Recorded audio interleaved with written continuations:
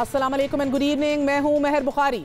आज transparency international के जारी करदा करप्शन परसेप्शन इंडेक्स रिपोर्ट के मुताबिक पाकिस्तान में करप्शन बढ़ चुकी है। रिपोर्ट में कहा गया है कि पाकिस्तान करप्शन रैंकिंग में 16 दर्जे ऊपर चला गया है। गुज़िश्ता साल पाकिस्तान का नंबर 124 था कि जो अब बढ़कर 140 हो गया है, जबकि पाकिस्तान के स्कोर में 3 पॉइंट्स कमी आई है। नाज़रीन, ट्रांसपेरेंसी इंटरनेशनल रिपोर्ट के मुताबिक जिन ममालिक में शहरी आज़ादी की खिलाफ वर्जी हो वहां CPI इंडेक्स में मुसलसल गिरावट यानी कि कमी वाक़ होती है और बदउनवानी के खिलाफ जंग में लापरवाही इंसानी हकूक़ की खिलाफ वर्जियों को बढ़ाती है और जमहूरियत को नुकसान पहुंचाकर एक शैतानी चक्कर को जन्म देती है, जिससे जमहूरियत ज़वाल पजीर होती है और आमरीत अपनी जगह मजीद मजबूत कर लेती है। It is a very damning report indeed and full of ironies. इस तमाम के नतीजे में बदउनवानी की सतह भी बुलंद होती है और हर गुजरते दिन के साथ तहरीक इंसाफ की साख में तनज़्ज़ुली आ रही है। करप्शन के खात्मे के तमाम दावे सिर्फ तकरीरों की हद तक रहते दिखाई दे रहे हैं, जबकि ऑपोजिशन ट्रांसपेरेंसी इंटरनेशनल रिपोर्ट को कौमी सानहा करार दे रही है। यानी अब सिर्फ 40 नंबर रह गए हैं कि इमरान खान दुनिया का करप्ट तरीन हुक्मरान बन जाए। ये एक नया रिकॉर्ड है पूरी दुनिया में। इमरान खान जो हर एक पर चोरी का इल्ज़ाम लगाता था, आज खुद चोर निकला कि पाकिस्तान की तारीख की करप्ट तरीन हुकूमत इमरान खान की हुकूमत है। आज जो मुल्क के अंदर महंगाई है ये इसी करप्शन की वजह से। ये एक कौमी सानिया है, ये कोई मामूली बात नहीं है। आज जवाब दें, आज इस मुल्क को जवाब दें। नाज़रीन, आयरॉनिकली इस इंडेक्स के इस रिपोर्ट के इंडेक्स में ये बताया गया है कि absence of rule of law and state capture, जिसका जिक्र बार बार इमरान खान साहब करते आए हैं, यही दो वजूहात बनी हैं इस तासुर के पीछे। लेकिन वफाकी वज़ीर रिपोर्ट पर सवालात उठा रहे हैं। वज़ीर आज़म के मुशीर बराए सियासी अमूर भारहा आज फरमा रहे थे शहबाज गिल साहब के ट्रांसपेरेंसी इंटरनेशनल रिपोर्ट को शरीफ ख़ानदान की लिखी हुई रिपोर्ट समझा जाए और वज़ीर इत्तलात फवाद चौधरी साहब के मुताबिक भी रिपोर्ट में माली करप्शन का कोई जिक्र नहीं, बल्कि इसमें सियासी करप्शन की बात की गई है। स्कोर है वो फाइनेंशियल करप्शन की वजह से नहीं, रूल ऑफ लॉ और जो स्टेट कैप्चर है उसकी वजह से उन्होंने कहा है कि हमने आपका स्कोर जो है उसको जो है वो हमने नीचे किया है। रूल ऑफ लॉ, यही रूल ऑफ लॉ है, यही स्टेट कैप्चर है जिसके ऊपर वजीर आजम इलेक्शन लड़के यहाँ तक पहुंचे। लेकिन ये जहन में रखिए, साथ ही इकोनॉमिक इंटेलिजेंस यूनिट के सरबराह की साख पर भी हुकूमत वक्त सवाल उठा रही है। सिर्फ इकोनॉमिस्ट इंटेलिजेंस यूनिट कंट्री जो है उन्होंने जो पाकिस्तान की रैंकिंग है उसको गिराया है।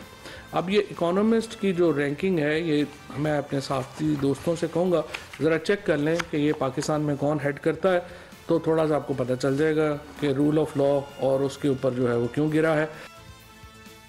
जबकि माजी में इमरान खान इन्हीं ट्रांसपेरेंसी इंटरनेशनल रिपोर्ट्स को कोट किया करते थे। इंटरनेशनल की बात हुई, उसकी जो ख़ास चीज़ देखने वाली है कि तकरीबन 1 साल में वही ट्रांसपेरेंसी इंटरनेशनल कहती है कि करप्शन पाकिस्तान में 20% बढ़ गई। पाकिस्तान की हुकूमत दुनिया की करप्ट तरीन हुकूमतों में ट्रांसपेरेंसी इंटरनेशनल के मुताबिक समझी जाती है। लोग क्या, मैं कनाडा के टीवी के ऊपर गया, कनाडा में वहाँ अपील की, उन्होंने मुझे साफ साफ पूछा कि जी आप ये पैसा जाएगा नहीं लोगों के पास, ये तो करप्शन में पैसा चला जाएगा। साफ उन्होंने मेरे से पूछा। जब आपकी गवर्नमेंट के अंदर बड़े बड़े मुजरिम बैठे हो, चोरी के सारे रिकॉर्ड तोड़ दिए जाए, ट्रांसपेरेंसी इंटरनेशनल कहे कि पाकिस्तान ने माशाल्लाह एक ही जगह तरक्की की और वो करप्शन में तरक्की की है, तो फिर अवाम की खिदमत, अवाम जब करप्शन होती है तो अवाम करप्शन की कीमत महंगाई के जरिए देती है।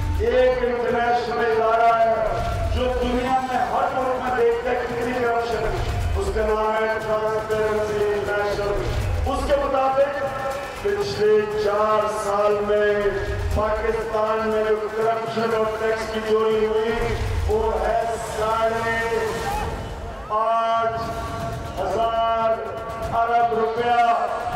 ये आपको कैसे चोरी हो रहा है? इसकी कीमत आप पता करते हैं महंगाई के जरिए।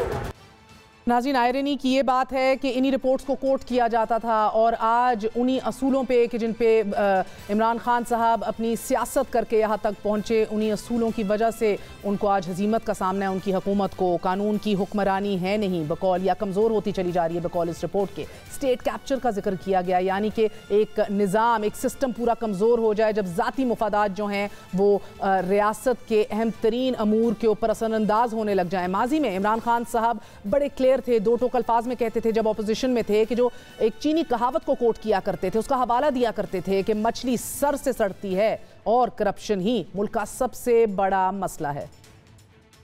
एक चाइनीज में कहावत है कि मछली सर से सड़ती है, जब वो सड़ती है तो पहले सर सड़ता है फिर नीचे जाती है।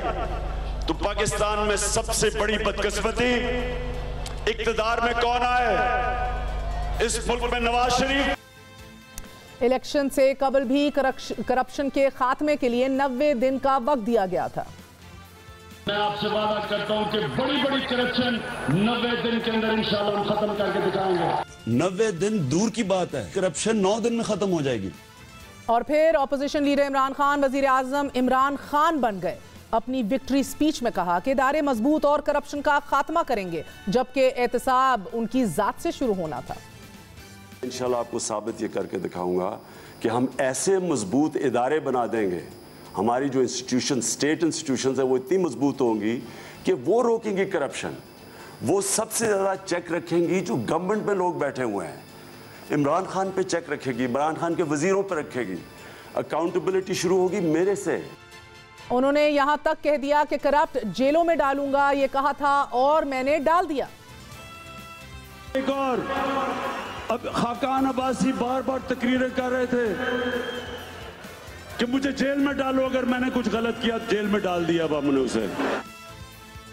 साथ ही वजीर आजम कौम को बताते रहे कि चीन की तरक्की की वजह 500 करप्ट लोगों का जेल में डालना है। इमरान खान ने क्या कहा, मुलाहिजा कीजिए। मेरी भी ख्वाहिश है कि सदर शी की तकलीद करूं और पाकिस्तान में 500 बदउन्वान लोगों को जेलों में डाल दूं। लेकिन फिर एक एक करके करप्ट सियासतदान जेलों से रिहा होते रहे और करप्शन खात्मे का बयानिया कहीं खोकर रह गया और पाकिस्तान की आलमी दर्जाबंदी में तनज़्ज़ुली शुरू हो गई। पीपल्स पार्टी और मुस्लिम लीग नवाज अदवार को डेकेड ऑफ डार्कनेस करार देने वाले इमरान खान साहब की अपनी हुकूमत करप्शन के खात्मे में नाकाम दिखाई दे रही है। 2013 में पाकिस्तान का नंबर 127 था कि जो 2018 तक बदतदरीज बेहतर होता रहा और मुस्लिम लीग नवाज के आखिरी साल पाकिस्तान का नंबर 117 हो गया, जबकि तहरीक इंसाफ के पहले साल 2019 में पाकिस्तान की दर्जाबंदी 120 रही, 2020 में 124 और अब 140। मगर इस तमाम के बावजूद इमरान खान साहब अपोजिशन से हाथ मिलाने को करप्शन को लीगल करार देने के मुतरादिफ कहते रहे। मुझे कहते हैं जी वो अपोजिशन लीडर है, आप उसे हाथ नहीं मिलाते, उसके ऊपर अरबों रुपए के करप्शन के केसेस हैं, मैं उसके ऊपर हाथ मिलाता हूं तो मैं एक्सेप्ट करवा देता हूं माशरे में कि बुरी चीज ही नहीं है ये। ना ऑपोजिशन से हाथ मिलाया और ना ही करप्शन का खात्मा हो सका। ट्रांसपेरेंसी इंटरनेशनल रिपोर्ट में 180 ममालिक के पब्लिक सेक्टर्स की करप्शन की रैंकिंग की गई है। इन 180 ममालिक की पब्लिक सेक्टर एंटरप्राइजेज में करप्शन में इजाफा हो रहा है या कमी, इसे जांचने के लिए 13 सोर्सेज का इस्तेमाल किया गया है। रिपोर्ट बनाने के लिए माहिरीन की राय और पब्लिक सेक्टर में करप्ट रवैये के हवाले से कारोबारी माहिरीन की राय भी शामिल की गई है। इंडेक्स बनाने के लिए मजमूई तौर पर 13 सोर्सेज और माहिरीन की राय शामिल की गई है। पाकिस्तान के लिए 13 में से 8 सोर्सेज इस्तेमाल किए गए हैं और इन 8 में से 2 ने पाकिस्तान ने रैंकिंग कम की है। कि जिन 2 अदवार ने पाकिस्तान की रैंकिंग कम की है नाजरीन, इनमें पहली report economist intelligence unit country risk service 2021 मौजूद है, जबकि दूसरी वैरायटीज ऑफ डेमोक्रेसी है। Varieties of democracy public sector corruption, executive corruption, legislative corruption और अदलिया में करप्शन के इंडेक्स को रिपोर्ट करती है, जबकि इकोनॉमिक इंटेलिजेंस यूनिट जो है जिसके अंदर हमारा नंबर जो है वो मजीद खराब हुआ है, तनज़्ज़ुली का शिकार हुआ है। इसमें रखे गए हुकूमती फंड्स, पब्लिक फंड्स में खुर्दबुर्द फंड्स, जिनकी जांच पड़ताल जो है वो क्लियर और ट्रांसपेरेंट नहीं रखी गई, अवामी रिसोर्सेज का बेदरेग इस्तेमाल और हुकूमती करप्शन के हवाले से तश्कील दी गई है। ये बड़े ज़बरदस्त सवाल हैं जिनका जायज़ा लेंगे। ये सवाल आपकी स्क्रीन्स पे भी अभी आपको दिखाई दे रहे हैं। अगर ट्रांसपेरेंसी इंटरनेशनल रिपोर्ट की बॉटम लाइन देखी जाए तो हुकूमत अवामी फंड्स में होने वाली हुकूमती करप्शन रोकने में नाकाम हुई है। नाज़रीन, हुकूमत ने इब्तिदा में एहतिसाब का जो दियो-कामत बुत खड़ा किया था वो जो है एक टीले की तरह ज़मीन बुर्द होता दिखाई दे रहा है। वज़ीर आज़म के मुशीर बराए एहतिसाब ने धुआंधार तकरीर और प्रेस कॉन्फ्रेंस से एहतिसाब के इस कदावर बुत में जान डाली और फिर नैब चेयरमैन ने इस बुत में मज़ीद रऊनत भर दी। मुशीर बराए एहतिसाब की काबिलियत या दावों को गुज़िश्ता रोज़ वज़ीर आज़म ने खुद रद्द कर दिया और नैब की कारकर्दगी को अदालती फैसलों ने फेल कर दिया है। अब बड़ा इंटरेस्टिंग है, आपके सामने ताज़ा तरीन सुप्रीम कोर्ट का फैसला रखते हैं। सुप्रीम कोर्ट ने पीपल्स पार्टी के रहनुमा खुर्शीद शाह की ज़मानत केस का तहरीरी फैसला जारी किया है। फैसले के मुताबिक नैब खुर्शीद शाह के असासों से मुतल्लिक ठोस मवाद पेश नहीं कर सका। नैब के पास जुर्म साबित करने के लिए मुनासिब मुजरमाना रिकॉर्ड नहीं था। जांच और चुनाचे ये कहा गया इस फैसले में कि खुर्शीद शाह को मजीद हिरासत में रखना गैर कानूनी है और उनके बुनियादी हकूक़ की खिलाफ वर्जी होगी। जस्टिस मंसूर अली शाह ने अपने तहरीर करदा फैसले में रिमार्क्स दिए हैं कि नैब ऐसा कोई भी सबूत फराहम करने में नाकाम रहा है कि जिससे जाहिर हो कि जायदादें जो मुबैना तौर पर दूसरे लोगों के नाम पर बेनामीदार के तौर पर खुर्शीद शाह की मलकियत हैं वो वाकई खुर्शीद शाह की मलकियत हैं और उन्होंने इन जायदादों से किसी किस्म का कोई मुनाफा हासिल किया है। खुर्शीद शाह करप्शन रेफरेंस में 2 साल से जायद अरसे तक जेल में रह चुके हैं। नैब ने 18 सितंबर 2019 में सैयद खुर्शीद शाह को उस वक्त इस्लामाबाद से गिरफ्तार किया था कि जब वो कौमी असेंबली के इजलास में शिरकत के लिए जा रहे थे। सुप्रीम कोर्ट के फैसले में मजीद कहा गया है कि ऐसे किसी भी केस में जहां नैब अदालत को मुनासिब मुजरमाना सबूत दिखाने से कासिर रहे, इस केस में मुल्जिम को 1 दिन के लिए भी उसकी आज़ादी से महरूम करना गैर जिम्मेदाराना और इंसानी वक़ार से गिरी हुई बात है। इससे कबल लाहौर हाई कोर्ट ने आमदन से ज़ायद असासों और मनी लॉन्ड्रिंग केस में नामजद मुस्लिम लीग नून के रहनुमा ख्वाजा आसिफ की जमानत मंजूर की थी और कमोबेश नैब के खिलाफ ऐसे ही तहरीरी फैसला हमें देखने को मिला था कि जिसमें लिखा गया था कि नैब ख्वाजा आसिफ के खिलाफ अपना मुकदमा साबित नहीं कर सका। ख्वाजा आसिफ ने कौमी खजाने को कोई नुकसान नहीं पहुंचाया। एक लंबी फहरिस्त है कि जहां अदालत के रूबरू नैब और नैब प्रोसिक्यूटर्स को बड़ी हजीमत का सामना करना पड़ा है और नैब जुर्म साबित नहीं कर सका। नाज़रीन, ख्वाजा बरदरान केस अदालत का फैसला था कि यह मुकदमा इंसानियत की तजलील है, बदतरीन मिसाल है। नैब मुल्क को नाकाबिले तलाफी नुकसान पहुंचा रहा है।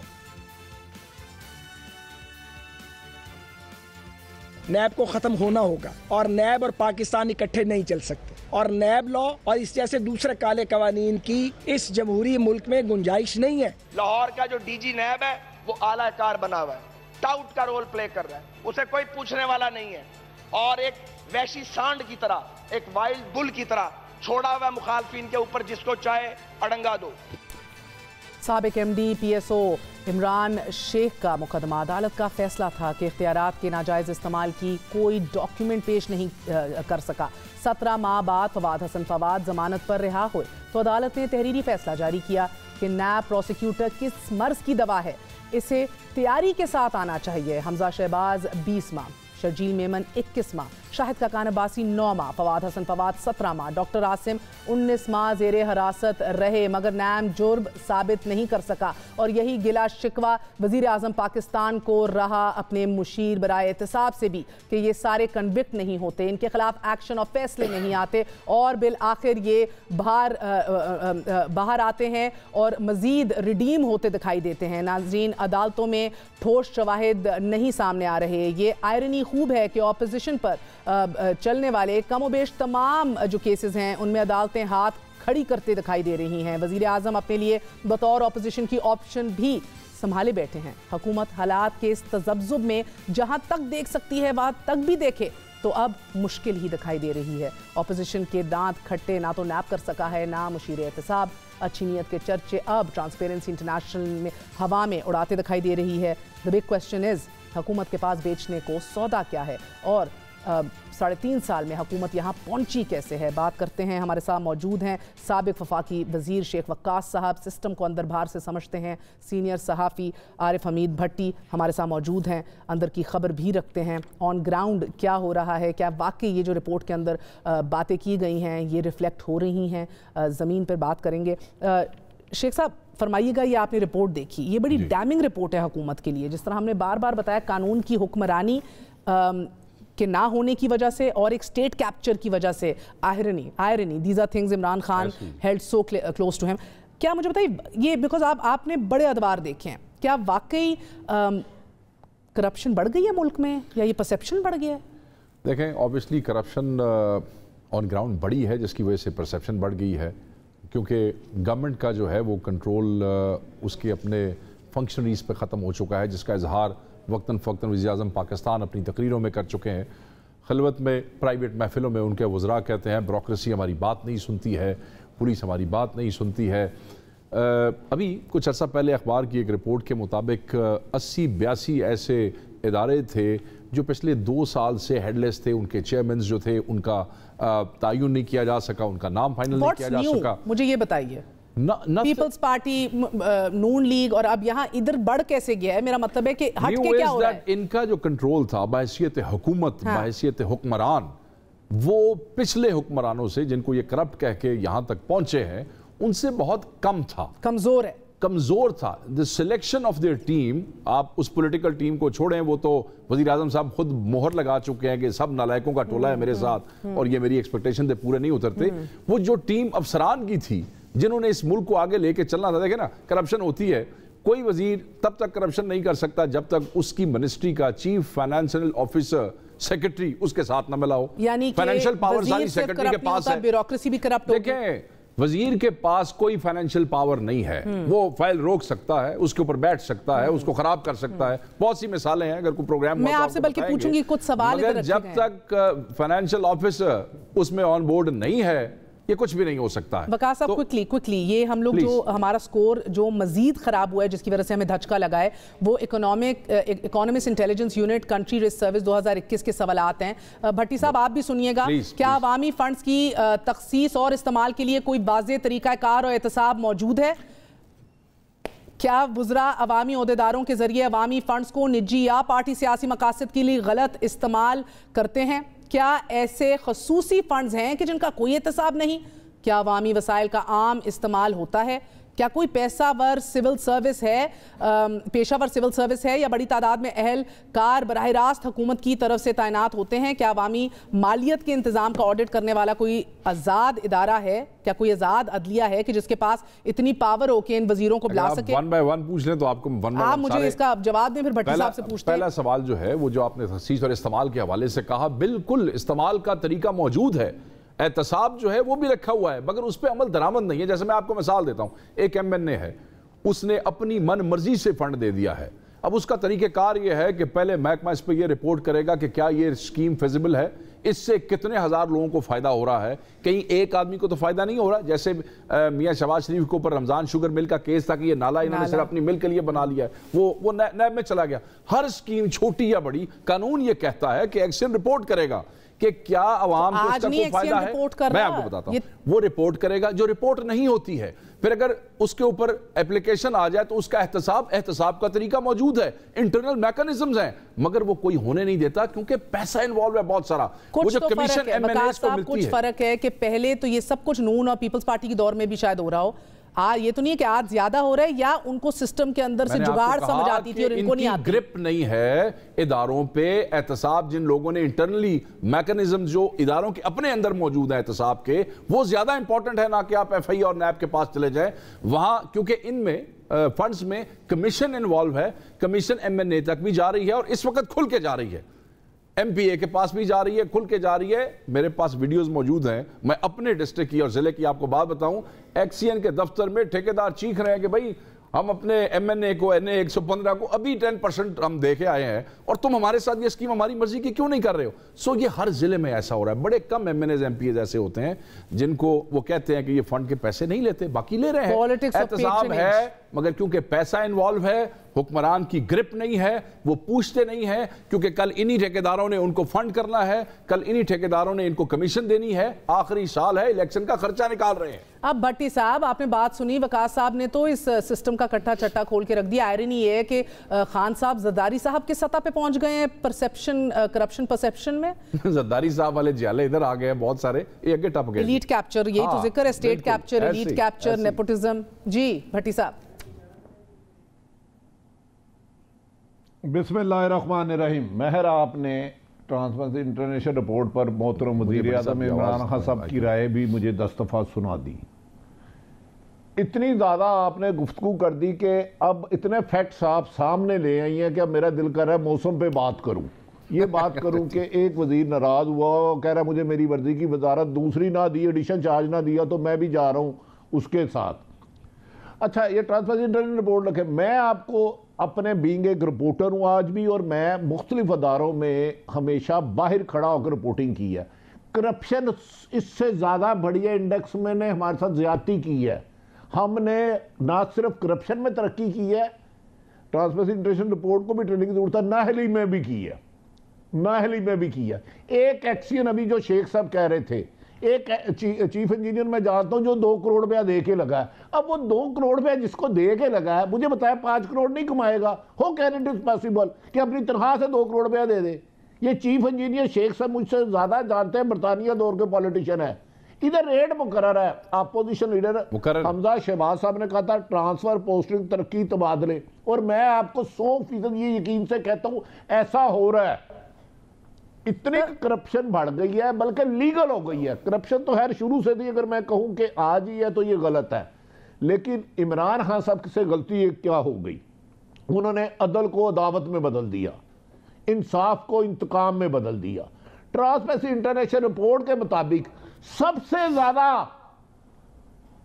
करप्शन हुई है 2021 में। मुझे बता दें, 2021 में इमरान खान साहब ने एक अफसर को करप्शन पे सस्पेंड किया और या कोई सजा दी हो। माजी के सब रिकॉर्ड टूट गए, लेकिन मैं हैरान हूं कि वो 50 साल पहले वाली करप्शन का तो जिक्र कर रहे हैं, 20 साल वाली कर रहे हैं, वो ठीक होगी। जो इनके दौर में हो रही है वो करप्शन हलाल कैसे होगी? सर, इनके दौर में चंद ऐसी, और देखना आपने देखा कि तेल की होर्डिंग स्टार्ट हुई और उसके बाद एक आसमानों को छूने शुरू हो गई कीमतें, वजीर हटा दिया, तब्दील कर दिया, कुछ नहीं किया। बीआरटी स्कैंडल हमारे सामने है, मेजर इरेगुलरिटीज उसके अंदर रिपोर्ट में इंकशाफ हुआ, कुछ नहीं किया। रिंग रोड हमारे सामने है, स्कैंडल अभी तक कुछ सामने नहीं आया। शुगर जिसके अंदर आयरॉनिकली उसके अंदर भी एलीट कैप्चर का जिक्र है, उस एलीट का बाल भीखा नहीं कर सका अभी तक कोई। अद्वियात स्कैंडल, ये सारे स्कैंडल्स बहरहाल एक जी भट्टी साहब जी नहीं महर, मैं अर्ज कर रहा हूं ना, इमरान खान साहब समझते हैं कि अच्छी गुफ्तगू करने से लोगों के दिलों में इज्जत बन जाती है। अच्छी गुफ्तगू दीवारों पे भी लिखी होती है, किताबों पे भी लिखी होती है, देखता है कि बंदा खुद अमली तौर पे इस पर कितना कर रहा है। इमरान खान साहब के दौर में मैंने गुजारिश की, अब बोलियां लग रही हैं आजकल ट्रांसफर पोस्टिंग की। एक पटवारी की पोस्टिंग 10 लाख में हो रही है, एक्शन ऐसी की बिच रही है। लाहौर में 4 होटलों पे शराब बिकती है लीगली लाइसेंस के साथ, उसका रेट मैं बता दूं ना, आप कानों को हाथ लगा लेंगी। अभी चंद दिन पहले डिफेंस में हमारी एक बहन थी महर, वो कैवलरी ग्राउंड में रहती थी, कुछ दूर फासले में डिफेंस, उधर किसी ने किसी खातून को, सॉरी पता नहीं, 5-5 हज़ार के नोट की थद्दी भेजी, थैला सॉरी माफी चाहता हूँ, थैला, वो गलती से दूसरे घर में चले गया। हाँ। और ये शहनशाह अकबर, क्या नाम है उनका, शहजाद अकबर, अल्लाह का वास्ता इन्हें रोक ले। इन्हें नैब, एक नैब का काम तो ये दे जाएंगे, इन्हें ये नैब का काम दे जाएंगे। FIA लाहौर में एक बंदे को नोटिस दिलवाया गया, 3 करोड़ रुपया मुबैना तौर पे उससे लिया गया। तो भट्टी साहब, क्या ये पीपल्स पार्टी या नून लीग के दौर में नहीं हो रहा था और अब होना शुरू हो गया ज्यादा? आपने सुना शेख वकास साहब ने कहा कि कमजोर गिरफ्त है इमरान खान और उनकी हुकूमत की। ये क्या पहले अदवार में हो नहीं रहा था या अब होना शुरू हो गया ज्यादा? आपकी क्या इस पे क्या? हाँ, नहीं महर 100% पहले होता था, मैं पर्सनली जानता हूं। मैंने तो फिर क्या फर्क है भट्टी साहब? नवाज शरीफ के दौर में इरिगेशन नहीं, सिर्फ एक सेकंड, नवाज शरीफ साहब के दौर में एक क्रेन थी, क्रेन इरिगेशन की, वो कागजों में खराब थी, कागजों में डैमेज थी, नकारा थी, उसका पौने 2 करोड़ पे डीजल की पेमेंट कर दी गई। और जो किनारा इस दौर में, हाँ इस दौर में जब हर चीज के आप पैसे मांग रहे हैं और तैनात से पहले मांग रहे हैं, और फिर एक बंदा बेचारा पहले क्राइम करा के या नजायज कब्जे करा के या किसी तरीके से 10 लाख कमाता था, अब उसको 20 लाख रुपए तैनाती के मांग रहे हैं। और सर एक अहम तरीन सवाल ये भी किया गया है कि क्या अदलिया इतने इख्तियारात और पावर रखती है कि करप्ट वुज़रा और करप्ट लोगों का हिसाब कर सके? ये मैंने जो स्कैंडल्स पढ़ के सुनाए हैं, BRT, रिंग रोड, शुगर, अद्वियात, ऑयल होर्डिंग, एक में भी सुओ मोटो नहीं लिया। हाँ, बोले। अदलिया के पास ताकत है, अदलिया आजाद कही जाती है। मैं सिर्फ ये सवाल करना चाहता हूं, और सहाफत से वो नाराज रहे, ये तो सारी करप्शन पब्लिक सेक्टर में हो रही है। अदलिया आजाद है, मुद्दई कौन बनेगा? उन केसों को लेके कौन जाएगा? वजीर के खिलाफ कौन जाएगा? इमरान खान साहब जाएं फिर अपने वज़रा के खिलाफ। अपनी कमेटियां बनाते हैं जिनके फैसले नहीं होते, जिनकी रिपोर्ट्स आ जाती हैं, उन पर अमल दरामद नहीं होता। अगर पब्लिक का आदमी किसी करप्शन के हवाले से कोई गरीब आदमी दरखास्त लेके भी जाता है, वो तो पहली स्टेज के ऊपर उसकी सेटलमेंट हो जाती है, वो वहीं पैसे लेके या बैठ जाता है, या उसको रात SHO फोन करता है कि मेरा चैनल की प्रोग्राम में उन दरखास्त तोड़नी है या अगले घर जाना जी, वो बात वहाँ ख़त्म हो जाती है। आपने अभी वज़ीर आज़म साहब का मैंने क्लिप देखा जो आपने चाइना की मिसाल दे रहे थे। चाइना के अंदर 2011 के अंदर उन्होंने गॉन्जू का वाइस मेयर और सोजू का मेयर जो था उसको फांसी लगा दी। अभी 2 साल पहले अपने 4 सूबों के पुलिस चीफ्स उनको हैंग किया पब्लिकली, उनको फांसी लगा दी। सर अल जजीरा बता रहा है सन 2000, दिल तो यही है खान साहब, 2017 के अवाइल में, सुन ले मेरी बात सुन ले, 2017 के अवाइल में 2,10,000 ऑफिशियल्स उनको पनिश किया गया चाइना के अंदर। लफ्ज क्या इस्तेमाल हो रहा है? Senior official. लफ्ज क्या इस्तेमाल हो रहा है? Police officer. लफ्ज क्या इस्तेमाल हो रहा है? मेयर्स। मुझे यह बताएं कि खान साहब ने कितने ऑफिशियल्स को, जैसे भट्टी साहब ने अभी कहा, पिछले 3 साल वो दिल से करता है मगर कम नहीं करता, कितने ऑफिशियल्स को अभी तक फड़काया है, कितनों को केस बनाया है। यहां देखें चाइना वाला निजाम नहीं है, अदालतों ने सजाएं देनी है। आपकी प्रोसिक्यूशन कितनी मंजूर है, कितने केस हैं जो सरकारी, मैं आपको कमिश्नर सरगोदा की मिसाल दे देता हूं। उस अफसर के ऊपर लाखों करोड़ों रुपए के सिंध में गबन थे जब वो सेक्रेटरी लाइव स्टॉक था, जब वो सरगोदा में आ गया, वो 4 जगहों पे सेक्रेटरी लगता रहा, 3 साल से केस ही उसके खिलाफ ट्रायल नहीं हो रहा है और हुकूमत उसको सपोर्ट कर रही है। 10 ऐसे कमिश्नर सेक्रेटरी ऐसे मौजूद हैं जिसने मुद्दई बनना है, मुद्दई सरकार ने बनना है, प्रोसिक्यूशन कमजोर है, सबूत दब जाते हैं, लोग अपनी जिंदगी की कॉस्ट पे दरखास्तें उठा के फिर रहे हैं। ऐसी बात नहीं है कि सबूत मौजूद नहीं है, बट जिन्होंने एग्जीक्यूट करना है वो कोई पैसों में, कोई रिश्तेदारी में, कोई उसका दोस्त है, कोई उसने कह दिया, कोई खान साहब की पार्टी का नुकसान हो जाएगा। ये रिवायतें पहले भी होती रही हैं, ये कोई पहली दफा खान के दौर में नहीं हो रही। यहां इसलिए हो रही है कि करप्शन का बहुत बड़ा एंटी करप्शन का एक नैरेटिव था, उस नैरेटिव के अंदर अगर सबसे ज्यादा फायदा हुआ है तो वो सिर्फ और सिर्फ उन करप्ट अफसरान को हुआ है जिन्होंने कहा भाई जो पिछले कप्तान सन ना उन्होंने रेट सी थोड़ा, इस वास्ते असी तुहाडे को लैंदे सन थोड़ा, अब क्योंकि ये बड़ा सख्त कप्तान आ गया है, इन्हें बंदे फाइल ला छड़ने ने और रेट बढ़ गया जी, क्योंकि साडी नौकरी भी दाते लग गई जी। समझ रही हैं? जैसे मैं आपको एक मिसाल देता हूं, जब कोई तकड़ा SP आ जाता है ना तो SHO ज्यादा पैसे मांगने लग जाता है। वो कहता है कि भाई पहले नौकरी खतरे च नहीं सी, हुण क्योंकि कप्तान नूं पता लग गया ना तो मेरी नौकरी जाएगी तो कम दे 50,000 नहीं और लाख रुपए लगणगे। पाकिस्तान में भी यही हुआ है, anti corruption anti corruption anti corruption, जो काम 1 करोड़ में होना था अब 10 करोड़ में होगा और लोग दे के करवा रहे। यही तो अलमिया है सर। आपने आज भी देखा साबिक म्यूनिसिपल कमिश्नर कोरंगी जो है उसके क्या क्या निकला है, ये डॉलर्स, बटन, गोल्ड की फुटेजेस जो आपने देखी है, अभी हम चला के भी दिखाएंगे। भट्टी साहब आपको ताजुब हुआ है रिपोर्ट देख के? आपने बात शेख वकास साहब की सुनी है कि क्योंकि अब कप्तान भी तगड़ा है तो अब SHO जो है वो तो अब से लेके पूरी, कप्तान का मतलब DPO को कप्तान कहते हैं। मेरा मतलब है कि भाई ऊपर से लेके अब वो कहते हैं कि रेट भी बढ़ गया है। क्या वाकई यही मसला है खान का? टीम भी कमजोर है, गिरफ्त भी कमजोर है, रेट भी बढ़ गए हैं, because is lot more at stake. महंगाई हो गई ना। नहीं महर ना कप्तान तगड़ा है, कप्तान ला इलम है, एक खसार में बुक हो चुका है, करप्शन पहले से ज्यादा हो गई है। आपको डोमिसाइल की कीमत इस वक्त 10 लाख है, आज से कुछ अर्सा पहले 3,000 पहले हो जाती थी। मतलब है कि कप्तान को पता ही नहीं टैकल कैसे करना है। FBR के चेयरमैन कितने चेंज हुए, फिनांस मिनिस्टर कितने चेंज हुए, 5 या 6 आईजी और चीफ सेक्रेटरी कितने चेंज हुए। भाई अगर आइन में आप सर क्विकली बिकॉज़ आप पंजाब में बैठे हैं, लाहौर में बैठे हैं, भट्टी साहब मुझे बताइए कि ब्यूरोक्रेसी और रॉट जो है कार्रवाई की हो उन्होंने, मुझे पंजाब में क्या खबर है मुझे ये जरा बता दीजिए। हम ऑफ द रिकॉर्ड खबरें तो बहुत बड़ी बड़ी सुनते हैं, पंजाब में ब्यूरोक्रेसी करप्शन क्या खबर है सर?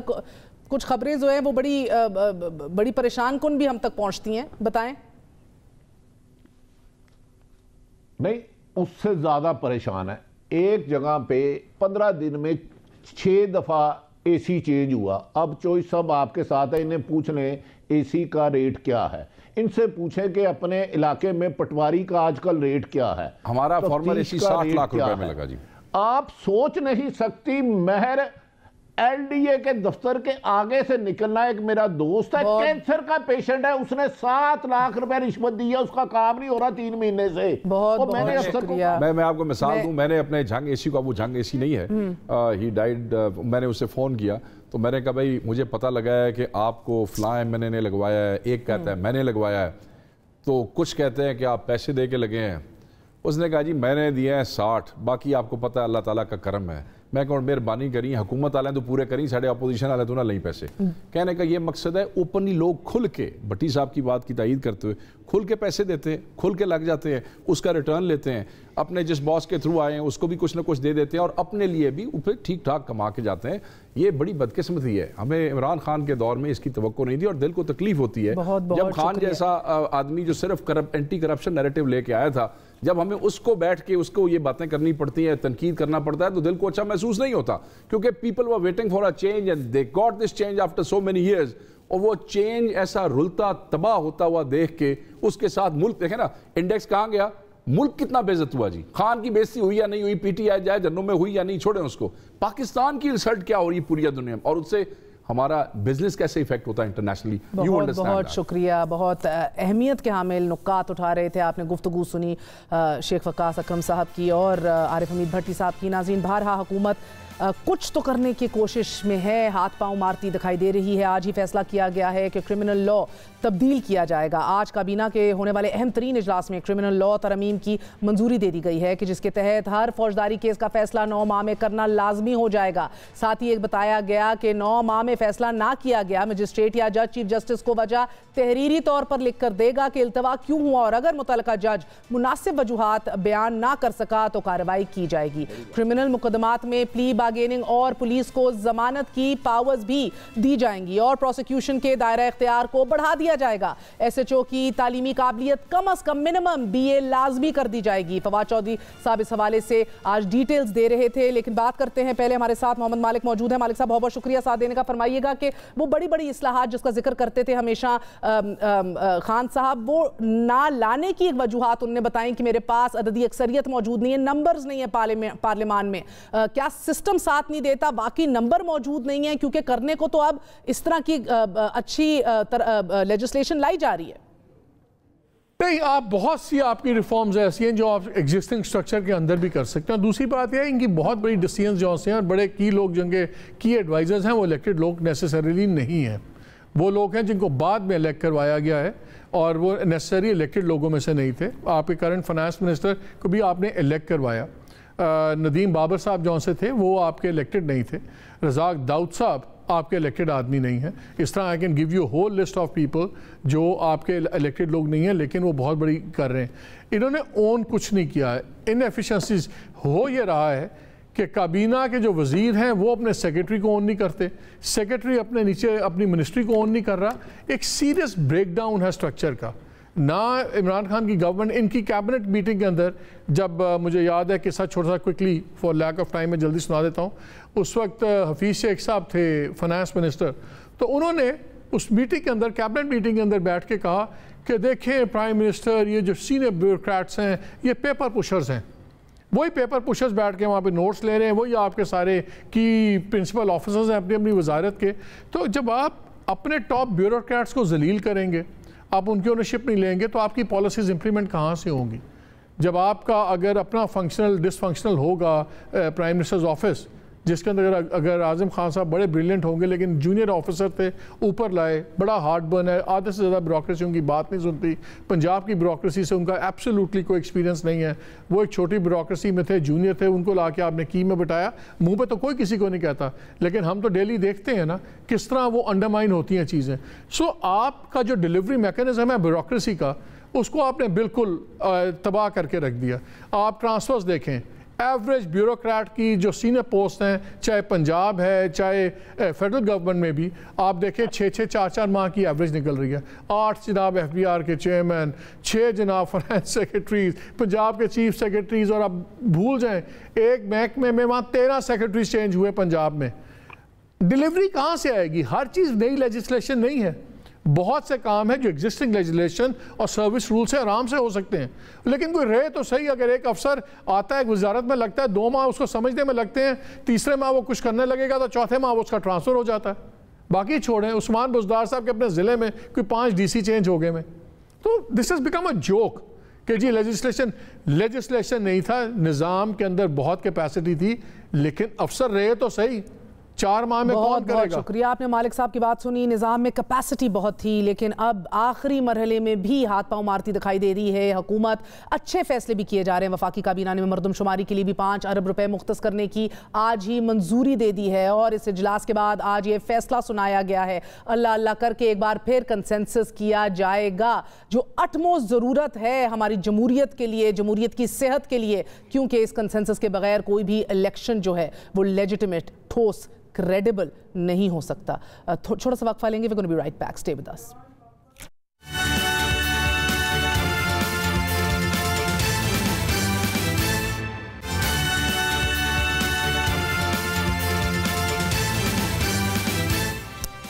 हुकूमत मुखालिफ इत्तेहाद PDM ने हुकूमती पेशकश को मुस्तरद करते हुए 23 मार्च को ही लॉन्ग मार्च करने पर इत्तफाक कर लिया है। इजलास ने लॉन्ग मार्च के इस्लामाबाद में क़याम के मकाम को भी खुफिया रखने पर इत्तफाक किया है, और आज पीपल्स पार्टी को वाज़ेह पैगाम दे दिया है।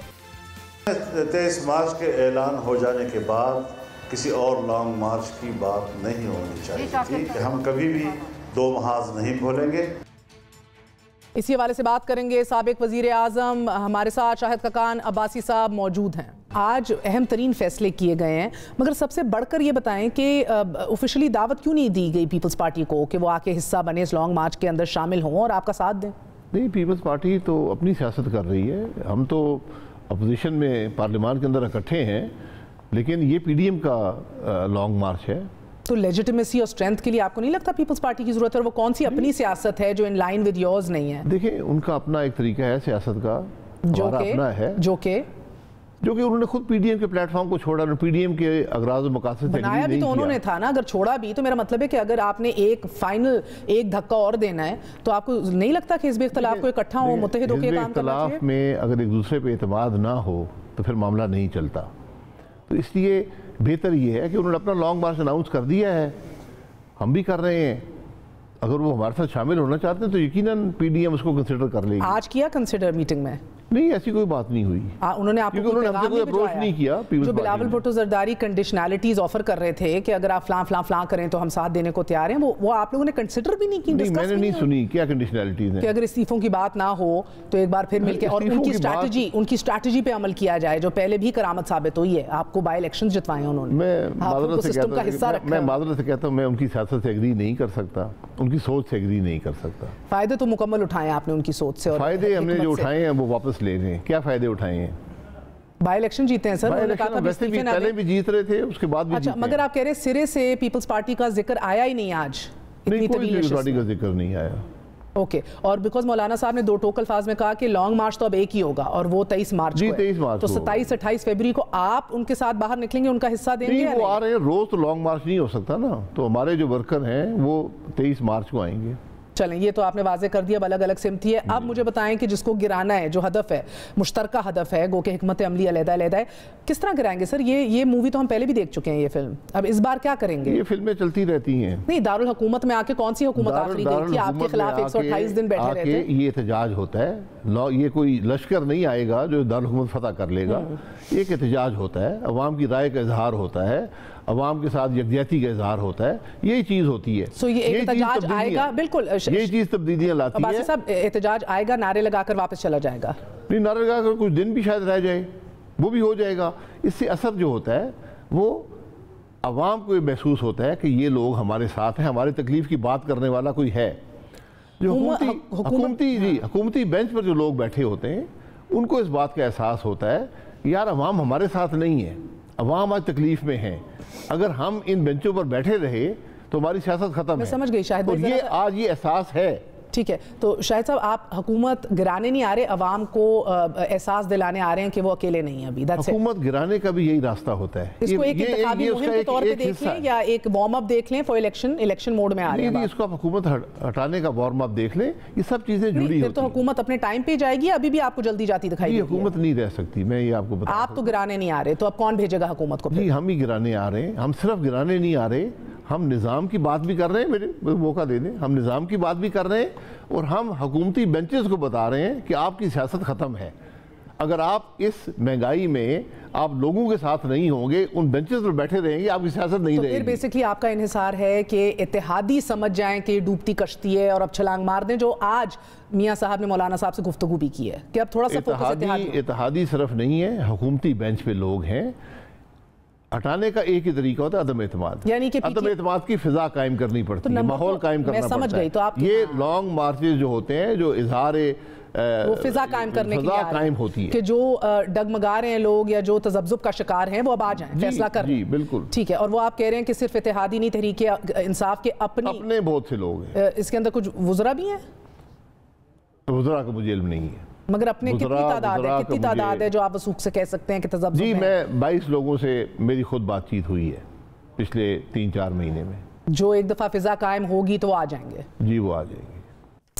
बहुत बहुत शुक्रिया, हमारे साथ मौजूद थे शाहिद खाकान अब्बासी साहब। आपने बात सुनी, कह रहे 22 लोग हमारे साथ मौजूद हैं और ये बहरहाल पीपल्स पार्टी के साथ रास्ते अब जुदा हो गए हैं, एतमाद का फुकदान है और लॉन्ग मार्च रोज़ रोज़ नहीं हो सकता। हमारे साथ साबिर शाकिर साहब मौजूद हैं, सीनियर सहाफ़ी हैं, गहरी नज़र रखते हैं उमूर पर। साबिर शाकिर साहब अस्सलाम वालेकुम, बहुत बहुत शुक्रिया साथ देने का। क्या खबर है आपके पास? सर ये PDM का आज इजलास हुआ है, बाहर आके इन्होंने अनाउंसमेंट्स की हैं, इस्लामाबाद आएंगे, शायद इधर बैठ भी जाएँ आके। आपने अब्बासी साहब को अभी सुना? देखिए उनका ज़्यादा बैठने के इम्कानात कम हैं। उसकी रीज़न है कि 23 मार्च को वो 23 मार्च के बाद अब इस्लामाबाद पहुंचेंगे और उसके बाद आपको मालूम है क्योंकि 3-4 अप्रैल को रमज़ानुल मुबारक शुरू हो जाएगा, इसलिए उनका कोई लॉन्ग मार्च धरना बहुत शॉर्ट टाइम के लिए होगा। और असल ये जो मोमेंटम बनाया जा रहा है ये सिर्फ अभी इंतज़ार कर रहे हैं कि पीपल्स पार्टी के साथ इनकी कोई अंडरस्टैंडिंग हो जाए और इन हाउस तब्दीली के लिए कोशिश की जाए। लॉन्ग मार्च के नतीजे में मुझे नहीं लगता कि लॉन्ग मार्च कोई बाराबर साबित होगा। पीपल्स पार्टी अलग लॉन्ग मार्च है 27 फरवरी, जाहिर है वो आएगी और आके चली जाएगी और उसके बाद फिर ऑलमोस्ट 20-25 दिन के बाद PDM ने आना है। तो ये आपस में जब तक पीपल्स पार्टी मुस्लिम लीग नवाज के साथ नहीं होती तब तक मुस्लिम लीग नवाज भी फारिग है। वो 22 लोग जिनका शाहिद खाकान अब्बासी साहब जिक्र कर रहे थे, अगर वो हैं भी तो वो भी उसी वक्त ही उनका कोई वेट होगा। अगर जरदारी साहब मुस्लिम लीग नवाज को अपनी सपोर्ट फराहम करें, जो मास्टर की है वो आसिफ अली जरदारी के पास है, PMLN के पास नहीं है।